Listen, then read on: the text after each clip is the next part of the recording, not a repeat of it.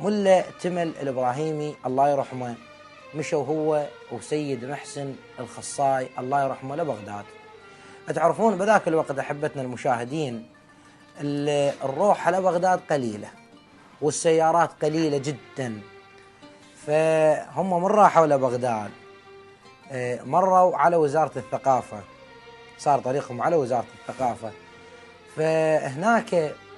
شافوا لهم مرة السوق سيارة. هسه هم أهل عشائر وهاي التفاصيل وبعيدين عن المدينة وبعيدين عن هاي الأجواء،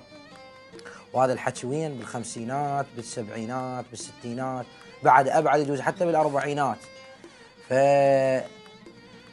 ملا تمل الإبراهيمي الله يرحمه باو على سيد محسن الخصاي الله يرحمه، فالبنية اللي جاية السوق سيارة حلوة كلش، فهم استغربوا الوضعية، بس ملا تمل انعجب بالبنية، حيل انعجب بها، شافها حلوة والسوق سيارة، فباوع على سيد محسن قال لك يا محسن من رأيت المهمر باي سايق ما عرفته وين،